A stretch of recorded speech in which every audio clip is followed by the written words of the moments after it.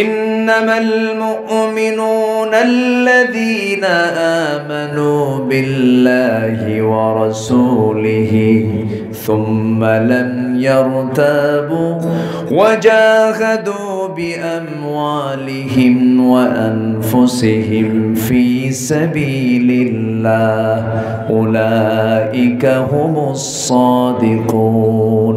জোরে বলুন আল্লাহু আকবার। প্রকৃত মুমিন তো তারাই যারা ঈমান আনবে আল্লাহর উপরে, নবীর উপরে, রাসূলের উপরে, সন্দেহ করবে না, সন্দেহ মুক্ত ঈমান যারা আনবে। আমার বন্ধুগণ, আমার দেশে বহু ঈমানদার আছে বছরে 2 দিন নামাজে যায়।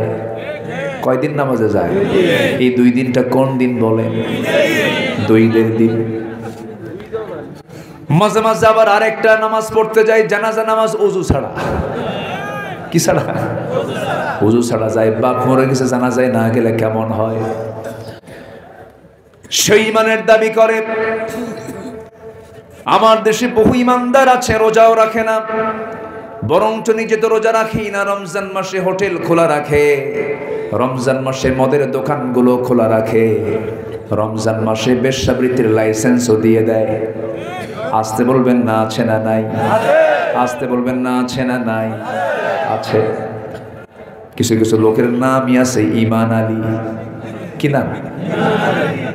নামাজি পড়ে না। নাম হলো ফজর আলী, ঘুম থেকে ওঠে সকাল 10টায়। নাম কি রাখছে? ফজর আলী। নাম হলো লাল মিয়া, এদিকে কালা কুসকুসা। নাম হলো আতর আলী, পকেটে গাজার গন্ধ। নাম হলো বাদশা মিয়া, ভিক্ষা করে বেড়ায়। নাম হলো খোকা মিয়া, বয়স হলো 85 বছর। নাম রাখছে কি? খোকা মিয়া। নাম দিয়ে তো কাজ হবে না, বংশ দিয়েও কাজ হবে না, টাকা পয়সা দিয়ে কাজ হবে না, দলীয় পদ দিয়ে কাজ হবে না, নেতৃত্ব দিয়ে কাজ হবে না। কাজ হবে আমার আল্লাহর সামনে। যদি কেউ দামি হতে চায় তার কি লাগবে বলেন? ঈমানটা লাগবে। বাবা দিয়ে যদি সন্তানের উপকার হতো তাহলে নূহ আলাইহিস সালাতু ওয়াস সালামের ছেলে কেনান জান্নাতি হয়ে যেত।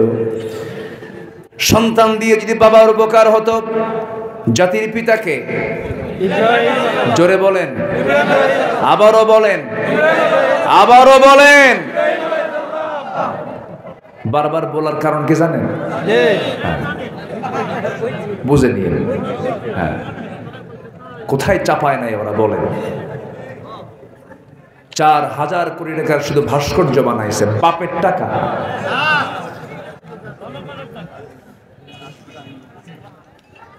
ভাস্কর্য আর ছবি আর মূর্তি যদি ইসলামে জায়েজ হতো, আমার নবীর তো অন্তত একটা ছবি তো থাকার কথা। আছে? কোথাও পাবেন? আমার নবীর মৃত্যু হয়েছে 1500 বছর আগে। 2000 বছর আগের মানুষের মূর্তি আছে দুনিয়াতে। আছে না নাই? আছে। আমার নবীজির কোনো স্ট্যাচু বা মূর্তি, কোনো ছবি উনি মানেন নাই, এটাতে বিশ্বাসী নয় বলেই তার কোনো ছবি পৃথিবীতে নাই। কবরে যদি ফুল দেওয়া জায়েজই হতো, কবরে যদি পুষ্পস্তবক অর্পণ করা যদি জায়েজই হতো, তাহলে গোটা পৃথিবীর ফুলগুলো সব জমা হতো মদিনা মুনাওয়ারায়। আমার নবীর কবরে কোনো একটা ফুল আছে নাকি? কোনো ফুল কেউ নিয়ে যায় নাকি? না। বরং আমার নবীজি কেউ যদি রাসূলের দিকে তাকায়া যদি সেজদা দেওয়ার মতো যদি মানসিকতা নিয়ে যদি মাথা নিচু করতে চাইতো, রাসূল খেপে যেতেন, রেগে যেতেন। কি করো এগুলো? নবীর সামনে যদি কেউ নবীকে রক্ষা রেখে যদি কেউ দাঁড়ায় যেত, বসায়া দিতেন। নবীজি নিজের কাপড় নিজে সেলাই দিতেন, নিজের জুতা নিজে টানতেন, নিজের কাপড় নিজে সুন্দর করে ধুয়ে দিতেন। আম্মা জানা এসে বলেন, নবীর খেদমত করব কখন? আমি উল্টা, আমাকে রাসূল নবী আমার খেদমত করেছেন। আমি অসুস্থ হয়েছে, আমার হাত পাগুলো রাসূল আমাকে টিপে পর্যন্ত দিয়েছেন, আমার রান্না বান্না রাসূল করে দিয়েছেন, আমার ঘর রাসূল সুন্দর করে ঝাড়ু দিয়ে পরিষ্কার করে দিয়েছেন। নবীজি খেদমত চান নাই, নবীজি খেদমত করেছেন। আমার নবীজির সামনে কেউ দাঁড়ায় গেলে বসায়া দিতেন। তায়েফের ঘটনা কে না জানেন, খুব কমন ঘটনা। নবীজি তায়েফের ময়দানে গিয়ে দাওয়াত দিতে নিয়ে ফুল পেয়েছেন না পাথর পেয়েছেন? পাথরগুলো সেই নরম গোল গোল পাথর নয়, চোকা চোকা পাথর। প্ল্যান করে রাসূলকে লক্ষ্য করে মেরেছে, নবীজির কোমল দেহের মধ্যে গেঁথে গেছে, নবীজির দেহের মধ্যে ঢুকে গেছে। আমার নবীজি সম্পূর্ণ একাকী তায়েফে একাকী পড়ে গেলেন। মাথায় পাথর লাগার সঙ্গে সঙ্গে ফিঙ্কি দিয়ে রক্তগুলো গড়ে গড়ে দাড়িগুলো লাল হয়ে গেছে। নবীজির সাদা জুব্বা লাল হয়ে গেছে। নবীজি মুখ থুবড়ে জমিনে পড়ে গেলেন। নবীর পাশে কেউ নাই। কাফের মুশরিকরা ভাবতেছিল মনে হয় বুঝি মুহাম্মদ বিন আব্দুল্লাহ মারা গেছে, মরে গেছে। এইভাবে তারা চলে গেল। এত মারা তাকে মেরেছে। আমার নবীজি কিছুক্ষণ পর সেন্সটা ফেরত পেলেন। সেন্সটা ফিরে পেয়ে আস্তে করে বসলেন। আস্তে করে বসেই দেখেন হাঁটবেন কেমনে, জুতার তলার সঙ্গে পায়ের তলার জমাট বেঁধে গেছে রক্ত দিয়া। আমার নবীজি টান মারেন খোলে না, আমার নবীজি টান মারেন খোলে না। জিবরিল আমিন এসে বলছেন, ইয়া রাসূলুল্লাহ, ফেরেশতাকুল অস্থির হয়ে গেছেন, আল্লাহ তাআলা আমাকে ইমার্জেন্সি পাঠায় দিয়েছেন, আপনি যা বলবেন আজকে তাই হয়ে যাবে। এই তায়েফকে দুই দিকের পাহাড় দিয়া চাপা দিয়ে শেষ করে দেওয়া হবে।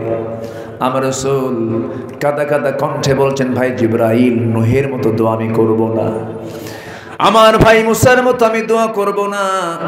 সব যদি চাপা দিয়া ধ্বংস করে শেষ করে দেওয়া হয়, আমি আমার কালিমার দাওয়াত আমি কার কাছে পৌঁছাবো রে? আমি মাফ করে দিলাম। নবীজি সেই জায়গা থেকে আস্তে করে বের হলেন। নবীর পাশে কেউ নাই, কিন্তু কে আছেন বলেন? আস্তে বলবেন না, কে আছেন বলেন? আমার নবীজি সেই জায়গা থেকে বের হলেন। 3 দিন 3 রাত তার পেটে কোনো খাবার যায় নাই। সিরাত ইবনে হিশামে এসেছে, আমার নবীজি পিছনে একবার তাকান, সামনে একবার তাকান। যদি এই তায়েফের কাফের মুশরিকরা জেনে যায় আমি বেঁচে আছি, ওরা আমাকে ধরেই মেরে ফেলবে রে। নবীজি পিছনে একবার তাকান, সামনে একবার তাকান, দৌড়াচ্ছেন। সামনে গিয়ে আর পারলেন না, মাথা চক্কর মেরে উঠল। সামনে পেলেন একটা আঙ্গুরের বাগান। আঙ্গুর বাগান পা মাত্রই ভিতরে ঢুকে গেলেন, আড়াল হয়ে গেলেন।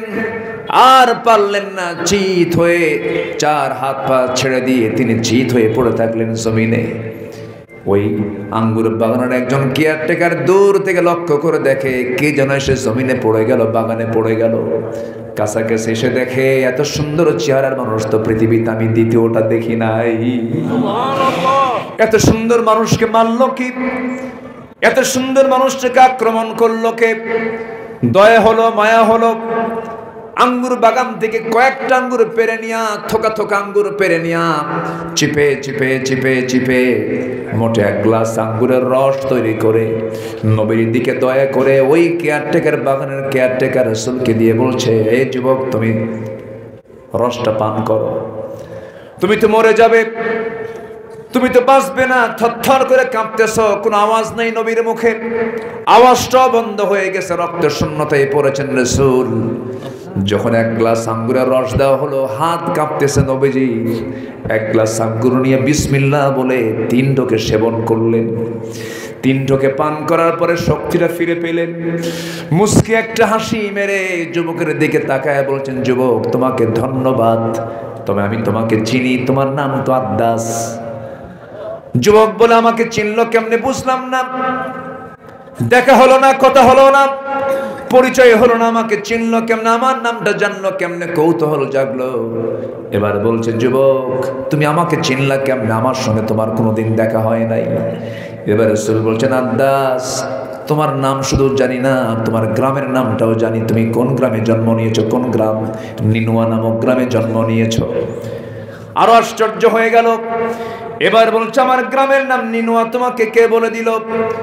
সঙ্গী সঙ্গী বলতেছে, আদ্দাস রে, তুমি যে গ্রামে জন্ম নিয়েছো সেই গ্রামে জন্ম নিয়েছেন আল্লাহর পয়গম্বর ইউনূস আলাইহিস সালাতু ওয়াস সালাম সঙ্গে সঙ্গে বলছেন, সঙ্গে সঙ্গে আদ্দাস বলতেছে, আমার গ্রামে একজন নবীর জন্ম, এই তথ্য তোমাকে কে দিলে? ইতিহাস তুমি কেমন করে জানলে? ওই গ্রামে তো তোমার বাড়ি নয়, তোমাকে কে বললো এই কথা? আমার নবীজি এবার রক্তাক্ত চেহারা নিয়ে মুস্কি হাসি নিয়ে বলছে, যুবক, একজন নবীর কাছে তার একজন নবীর খবর থাকতেই পারে। আদ্দাসের বুঝতে দেরি হলো না। আদ্দাস খ্রিস্টানি কায়দায়, সে ছিল খ্রিস্টান, খ্রিস্টানি কায়দায় সোজা গিয়ে দ্রুত গিয়ে নবীজির পায়ের দিকে দুটো হাত রেখে কদমটাকে আস্তে করে দুই কদমে দুই হাত রেখে সেজদা দিয়ে তাকে ধন্য করবে, এই চিন্তায় তার দিকে কদমটা নিচ্ছিল, হাতটা গায়ে দিচ্ছিল। রাসূল চট করে টের পেয়ে বললেন, আদ্দাস, শিরকের কাজ নবীরা গ্রহণ করে না। আল্লাহু আকবার বলেন। সঙ্গে সঙ্গে দুটো হাত শক্ত করে ধরলেন, বুকের সঙ্গে বুক লাগায়া দিলেন, বললেন, কুল ইন্নামা আনা বাশারুম মিসলুকুম ইউহা ইলাইয়া আন্নামা ইলাহুকুম ইলাহুন ওয়াহিদ ফামান কানা ইয়ারজু লিকা রাব্বিহি ফালইআমাল আমালান সালিহান ওয়ালা يشرك بعبادة ربه أحدا। জোরে বলুন আল্লাহু আকবার। তুমিও বান্দা, আমিও বান্দা, আমার কাছে ওহী আসে, তোমার কাছে ওহী আসে না। আমার দুঃখ আছে, কষ্ট আছে, শোক আছে, আনন্দ আছে, তোমার মধ্যেও তাই আছে। আমার গায়ে রক্ত মাংস আছে, তোমার গায়ে রক্ত মাংস আছে। আমি হলাম আল্লাহর পয়গম্বর, আমার কাছে ওহী আসে, তোমার কাছে ওহী আসে না, এইটুকু তফাৎ। বান্দা হয়ে বান্দাকে কখনো সেজদা দেওয়া যাবে না। আমার দেশে কিছু মাজার আছে, মাজারের ভণ্ডগুলো মুরিদ থেকে সেজদা নেয়, ঠ্যাংগুলো ভাঙ্গা দরকার, ঠিক কিনা? আমার বন্ধুগণ, ইমানকে প্রশ্নবিদ্ধ করা যাবে না। এক নাম্বার পুঁজি হলে আখিরাতের জন্য ইমান। এক নাম্বার কি? ইমান। বাপ দিয়ে সন্তান কোনো কাজে আসবে না, সন্তান দিয়ে বাবার কোনো কাজে আসবে না। জাতির পিতাকে বলেন, আরো জোরে। মূর্তি রেখেছেন না ভেঙ্গেছেন? তার বিরুদ্ধে মামলা হয়েছিল মূর্তি রক্ষা করার না মূর্তি ভাঙ্গার? বলেন বলেন বলেন। মূর্তি ভাঙ্গার মামলা খেয়েছেন কে কে কে কে? শেষ পর্যন্ত মামলার ফলাফল হলো তাকে কোথায় ফেলে দিয়েছিল বলেন? কোথায়? আগুনে। তিনি আগুনে নিক্ষিপ্ত পর্যন্ত হয়েছেন। বাপ পর্যন্ত তাকে, বাবা নিজে হাতে তাকে আগুনে ফেলে দিয়েছিল। সেই দিকে আফসোস করে আল্লাহকে লক্ষ্য করে তিনি বলেছেন, আল্লাহ, চরম দুর্দিনে বাপটা অন্তত সন্তানের পক্ষে অবস্থান নেয়। আজকে আমরা দুনিয়াতে কেউ নাই, আল্লাহ আমার বাপ পর্যন্ত আমাকে আগুনে ফেলতে চায়। আল্লাহ তাকে সহযোগীদের হস্ত প্রসার করে দিলেন। ইমানটা এত মজবুত জিনিস, ইমানের কাছে আগুনটাও জান্নাত হয়ে যায়। জোরে বলে সুবহানাল্লাহ। ইমান শক্তিশালী না আগুন শক্তিশালী? ইমানের কাছে আগুন হেরে গেল। নির্দিষ্ট দিন পর্যন্ত থাকলেন, আগুনের ভিতরে বের হয়ে আসলেন। आज़फ़ी हजू इब्राहिम का इमा पैदा आग कर सकती है एक अंदाज गुलिस्ता पैदा। आज কোথাও যদি উদয় হয় ইব্রাহিমের মতো ঈমান করতে পারে অগ্নিকুণ্ডে খুবসুরত এক গুলিস্তান। জোরে বলুন আল্লাহু আকবার। একজন মূর্তি পূজকের ছেলে, একজন পৌত্তলিক পিতার ছেলে ইব্রাহিম যদি মূর্তিগুলোকে ভেঙে চুরমার করে দিতে পারেন, আর ইব্রাহিমের সন্তানরা আজকে মূর্তি পূজকদের পক্ষে তারা ফেসবুকে স্ট্যাটাস দেয়, ঠিক কিনা? কবি আফসোস করে বলছেন, উনকো তহজীব নে हर बंद से आजाद किया लाके काबे से सनम खाने में আবাদ কিয়া নব্য যুগের সভ্যতা মোহে কেটে ফেললে সব বাঁধন মসজিদ ছেড়ে মন্দিরে গিয়া বাসা বেঁধেছো হায় এখন মসজিদ ভালো লাগে না মন্দিরই তোমার জন্য ভালো লাগে মসজিদ ভালো লাগে না তোমার জন্য দুনিয়ার অন্য কোনো জায়গা ভালো লাগে না না আল্লাহ রাসূল বলেছেন হাদিসে কুদসির মধ্যে এসেছে আল্লাহ পাক নিজে ওয়াদা দিয়েছেন রাজুলুন কলবুহু মুআল্লাকুম বিল মাসাজিদ যার দিলটা মসজিদের সঙ্গে লটকানো থাকবে আমি আল্লাহ তাকে আমার আরশ আজিমের ছায়ায় জায়গা দিয়ে দেব সবাইকে 5 ওয়াক্ত নামাজ পড়তে রাজি আছেন নাকি এটা হাত তুলে দেখান তো কারা কারা পড়তে চান ইনশাআল্লাহ নারায়ে তাকবীর আল্লাহ কবুল করুন জোরে বলি আমিন আরো জোরে বলি আমিন হাত নামান কষ্ট পাচ্ছেন না তো না আখিরাতের প্রস্তুতির জন্য আমরা কয়টা কাজ শিখে যাব আজকে চলতেছে কয় নাম্বার 1 নাম্বার তাহলে এখন বলেন মাহফিল কি একদিন হওয়া দরকার 2-3 দিন হলে পরে একটু বেশি ভালো হয় কিন্তু সেই সুযোগ তো নাই এত সুন্দর মানুষ আপনারা পিন পতন নীরব হয়ে এত সুন্দর মনোযোগ দিয়ে কথাগুলো শুনছেন আল্লাহ তুমি শেষ পর্যন্ত কন্টিনিউ থাকার তৌফিক দিয়ে দাও আমিন খুব সুন্দর আপনারা আলহামদুলিল্লাহ আমার এই ভদ্রতা আমার কাছে স্মরণীয় হয়ে থাকবে এত রাতে বসে আছেন ঠান্ডার ভিতরে কষ্ট করে নিজের পয়সা খরচ করে দূর দূরান্ত থেকে এসেছেন কোরআন শোনার জন্য আল্লাহ তুমি এটার জন্য উত্তম জাযা দিয়ে দাও জোরে বলি আমিন সম্মানিত ভাইরা তাহলে আমরা ঈমান টানব সন্দেহ না সন্দেহ মুক্ত ওয়ালাম ইয়ারতাবু যারা সন্দেহ মুক্ত ঈমান আনবে এবং ওয়াজাহাদু জিহাদ করবে কার পথে আল্লাহর পথে আসতে বলবেন না কার পথে আল্লাহর পথে এমনি এমনি না জান এবং মাল দিয়া জান মাল দিয়ে এটা কে দেখতে চান আল্লাহ আমাদের এই জীবন দেওয়াকে দেখতে চান তিনি কে আল্লাহ এটা কম কথা না এই প্রস্তাব কিন্তু কম বড় প্রস্তাব না এই 16 বছর বেয়াদব নেতৃত্ব ছিল ঠিক কিনা বলেন ঠিক কিনা আদবের কোনো নেতৃত্ব ছিল না কোথায় রিং বাজে এগুলো কাটায় দেন কি রিং বাজতেছে কোথায় কি নেতা কি নেতৃত্ব দিল একই দল করে একই দলের মধ্যে অন্তর্দ্বন্দ্ব গ্রুপিং কুত্তা গ্রুপ শিয়াল গ্রুপ আসতে কোন কেন ঠিক কিনা নেতা বক্তব্য দেয় মঞ্চে ওইদিকে সিয়ার নে মারামারি যে নেতৃত্বের শৃঙ্খলা নাই যে নেতৃত্বের ভিতরে স্নেহ নাই শ্রদ্ধা নাই যুবক আজকের মাহফিলে তোমরা বেশি এসেছো খালি খেয়াল করবা যে নেতা তোমাকে নামাজের কথা বলে না যে নেতা তোমাকে আদর্শের কথা বলে না যে নেতা তোমাকে তোমার হাতে মদের বোতল তুলে দেয় নারীকে উঠায় দেয় তোমার হাতে ইয়াবা তুলে দেয় তোমার হাতে অস্ত্র তুলে দেয় যে নেতা তোমাকে পরকালের ভয় দেখায় না ওই নেতৃত্ব তোমার সামনে হাজির হলেই মুখে থুতু মারবা জুতা মারবা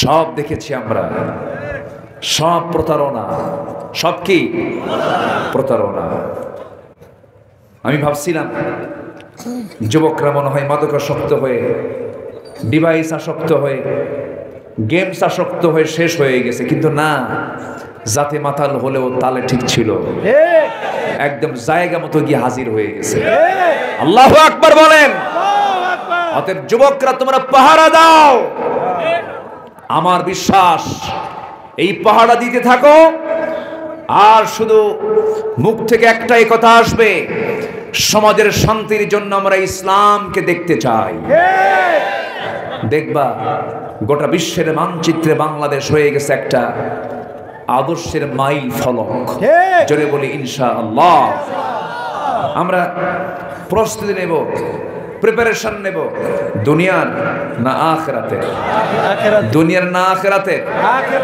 এর জন্য 15টা কাজ আমরা শিখবো আজকে নাম্বার 1 আমরা ঈমান আনবো কি আনবো বলেন তো ঈমান আনবো এখন প্রশ্ন হলো হুজুর এমন কমন কথা ঈমান তো আনছি বহু আগে ঈমান আগে আনতে হবে। ঈমান আছে, সমস্ত কাজ আপনার জন্য প্লাস হয়ে যাবে। ঈমানটা নাই, কোনো কাজ আপনার জন্য, ভালো কাজ আপনার জন্য প্লাস হবে না। বিল গেটসের নাম শুনেছেন? আমেরিকার বিল গেটস বিশ্বের ধনকুবের অন্যতম একজন ধনী। প্রচুর সম্পত্তি সে রেড ক্রসকে দান করেছে। মানবতার সেবায় সে এত দান করার পরে, ডোনেট করার পরেও তার কোনো পুরস্কার, তার কোনো দান আল্লাহর দরবারে মঞ্জুর হবে না। কারণ তার মধ্যে কি নাই? ঈমান নাই। আবার ঈমান আছে, আমল নাই, এটা দিয়েও কোনো কাজ হবে না। কারণ ঈমানহীন আমল মূল্যহীন। আবার এরপরে হচ্ছে আমলহীন ঈমান, মূল্যহীন, দুটাই লাগবে। আল্লাহ যেখানে ঈমানের কথা বলেছেন সেখানে তিনি আমলের কথা বলে দিয়েছেন। যেখান থেকে আমি তেলাওয়াত শুরু করেছি, আল্লাহ রাব্বুল আলামিন সুন্দর করে বলছেন,